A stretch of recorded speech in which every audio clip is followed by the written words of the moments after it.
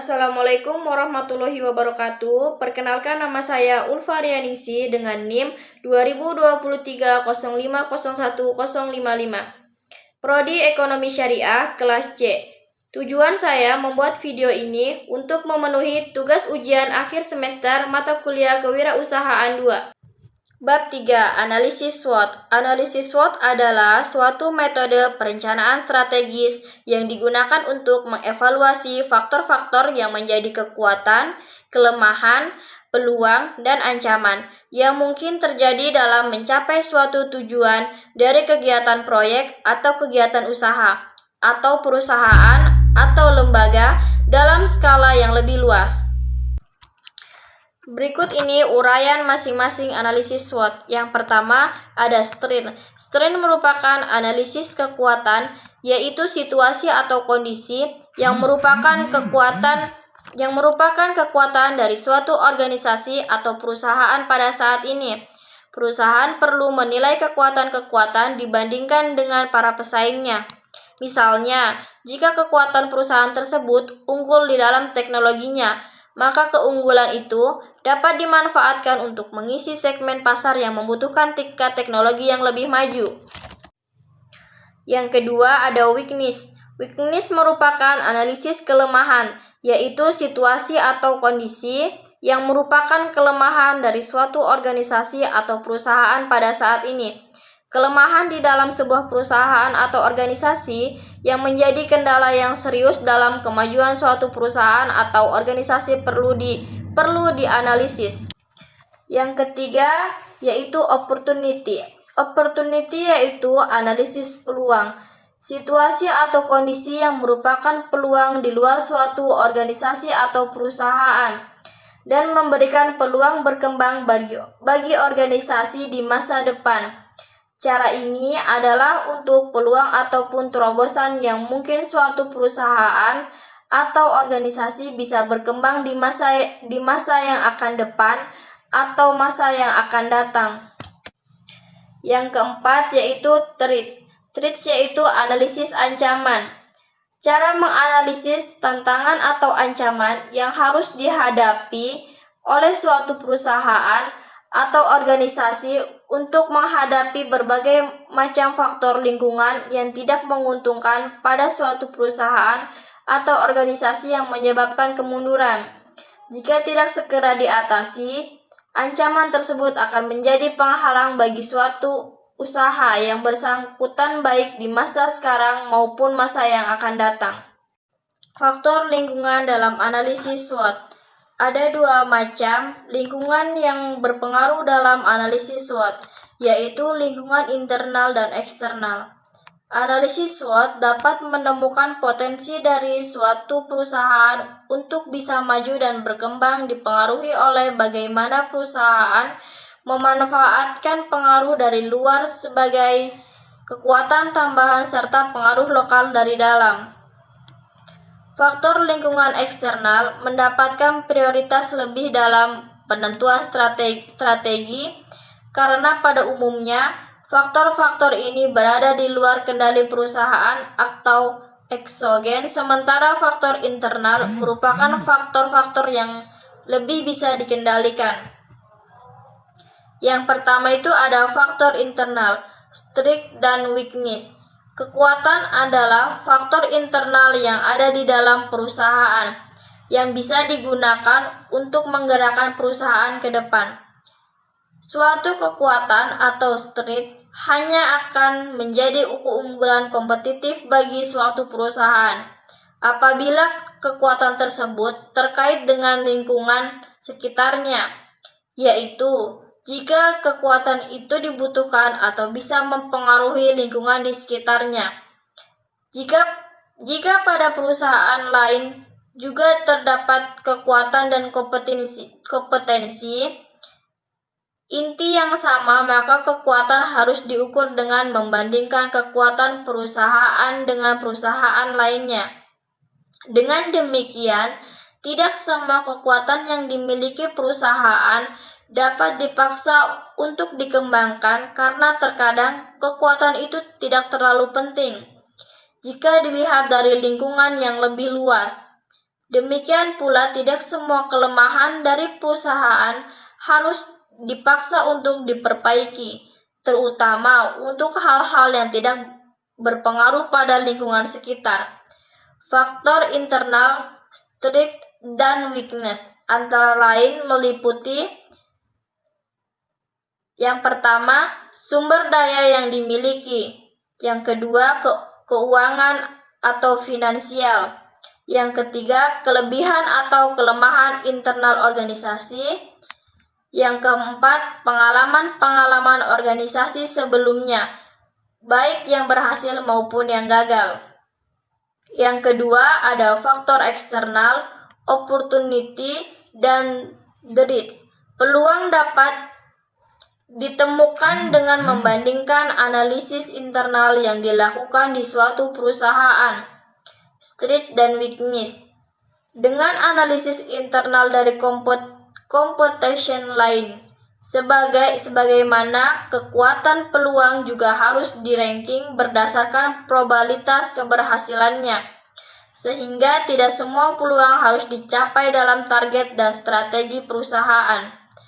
Faktor eksternal, opportunity dan risk antara lain meliputi yang pertama itu ada tren, yang kedua budaya, sosial politik, ideologi, perekonomian, yang ketiga sumber-sumber permodalan, yang keempat peraturan pemerintah, yang kelima perkembangan teknologi, yang ketujuh peristiwa-peristiwa yang terjadi, yang kedelapan lingkungan.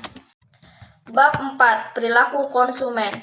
Perilaku konsumen merupakan suatu proses yang berkaitan erat dengan proses pembelian. Pada saat itu, konsumen melakukan aktivitas-aktivitas seperti melakukan pencairan, penelitian, pengevaluasian produk. Perilaku konsumen merupakan hal-hal yang mendasari konsumen untuk membuat keputusan pembeli. Definisi perilaku konsumen menurut para ahli. Yang pertama, menurut Angel, Blackwell, dan Miniard, perilaku konsumen adalah tindakan-tindakan produk dan jasa, termasuk di dalamnya adalah proses keputusan yang mengawali serta mengikuti tindakan pembelian tersebut. Tindakan tersebut adalah terlibat secara langsung dalam proses memperoleh, mengkonsumsi, bahkan membuang atau jadi menggunakan suatu produk atau jasa. Yang kedua, menurut The American Marketing Execution, perilaku konsumen adalah proses membagi interaksi dinamis dari pengaruh dan kesadaran, perilaku dan lingkungan di mana seorang melakukan pertukaran aspek kehidupannya. Yang ketiga, menurut Mowen, perilaku konsumen merupakan aktivitas ketika seorang mendapatkan, mengkonsumsi, atau membuang barang atau jasa pada saat pembelian.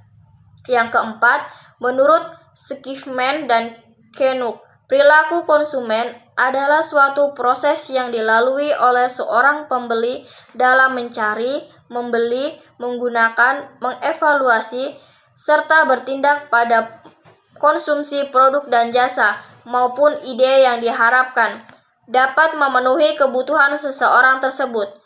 Pada dasarnya, perilaku konsumen secara umum dibagi menjadi dua, yaitu perilaku konsumen yang bersifat rasional dan irasional. Yang dimaksud dengan perilaku yang bersifat rasional adalah tindakan perilaku konsumen dalam pembelian suatu barang dan jasa yang mengedepankan aspek-aspek mendesak, kebutuhan utama atau primer, serta daya guna produk itu sendiri terhadap konsumen pembelinya. Sedangkan perilaku konsumen yang bersifat irasional adalah perilaku konsumen yang mudah terbujuk oleh iming-iming diskon atau marketing dari suatu produk tanpa mengedepankan aspek kebutuhan atau kepentingan. Untuk lebih jelasnya, berikut beberapa ciri-ciri yang menjadi dasar perbedaan antara perilaku konsumen yang bersifat rasional dan perilaku konsumen yang bersifat irasional. Berikut beberapa ciri-ciri yang menjadi dasar perbedaan antara perilaku konsumen yang bersifat rasional dan perilaku konsumen yang bersifat irasional. Berikut ini beberapa ciri-ciri perilaku konsumen yang bersifat rasional. Yang pertama, konsumen memilih barang berdasarkan kebutuhan. Yang kedua, barang yang dipilih konsumen memberikan optimal bagi konsumen. Yang ketiga, konsumen memilih barang yang mutunya terjamin. Yang keempat, konsumen memilih barang yang harganya sesuai dengan kemampuan konsumen. Adapun ciri-ciri perilaku konsumen yang bersifat irasional. Yang pertama, konsumen sangat cepat tertarik dengan iklan dan promosi di media cetak maupun elektronik. Yang kedua, konsumen memilih barang-barang bermerek atau branded yang sudah dikenal luas. Yang ketiga, konsumen memilih barang bukan berdasarkan kebutuhan, melainkan gengsi atau prestisius. Proses pembentukan perilaku konsumen. Perilaku konsumen dilakukan berdasarkan suatu proses sebelum dan sesudah seseorang konsumen melakukan proses pembelian suatu barang maupun jasa. Dalam perilaku konsumen tersebut, seseorang pembeli akan melakukan penilaian yang kemudian pada akhirnya akan mempengaruhi proses pengambilan keputusan atas pembelian barang atau jasa tersebut. Berikut beberapa tahapan pengambilan keputusan seseorang konsumen. Yang pertama, pengenalan masalah. Biasanya, seorang konsumen melakukan pembelian atas dasar kebutuhan atau untuk menyelesaikan keperluan, masalah, dan kepentingan yang dihadapi. Jika tidak ada pengenalan masalah dulu, maka konsumen juga tidak akan tahu produk mana yang harus dibeli. Yang kedua, pencairan informasi. Setelah mengetahui permasalahan yang dialami, maka pada saat itu seorang konsumen akan aktif mencari tahu tentang bagaimana cara penyelesaian masalahnya tersebut.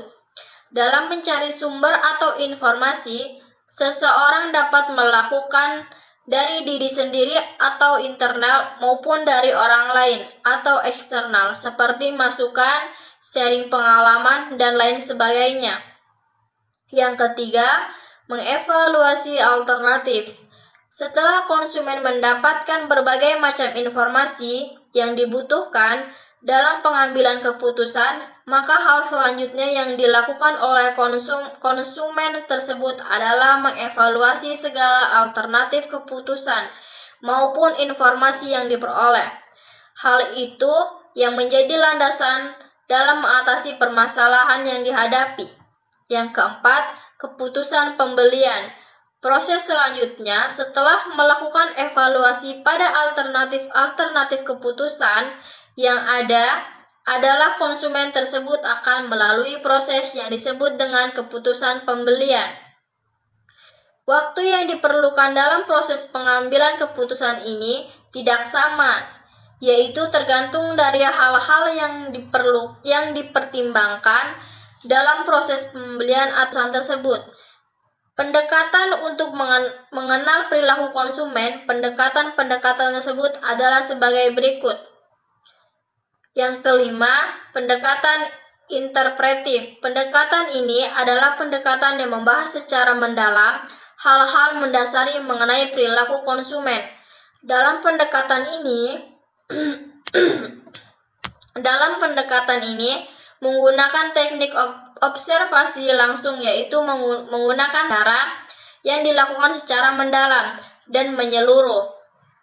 Selain wawancara, pendekatan ini juga mengutamakan fokus grup diskonis. Semua hal tersebut dilakukan untuk mendapatkan kesimpulan mengenai makna suatu produk atau jasa bagi konsumen serta perasaan yang dialami konsumen ketika membeli kemudian menggunakan produk maupun jasa tersebut.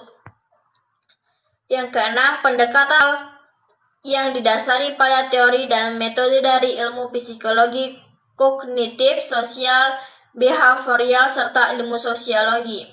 Pendekatan ini menggunakan studi lapangan berupa eksperimen yang didukung dengan survei dengan tujuan untuk menguji hipotesis penelitian yang berkaitan dengan teori. Kemudian, dicari sebuah pemahaman mengenai proses seseorang konsumen menganalisis beberapa informasi, membuat keputusan lingkungan sosial terhadap perilaku konsumen tersebut.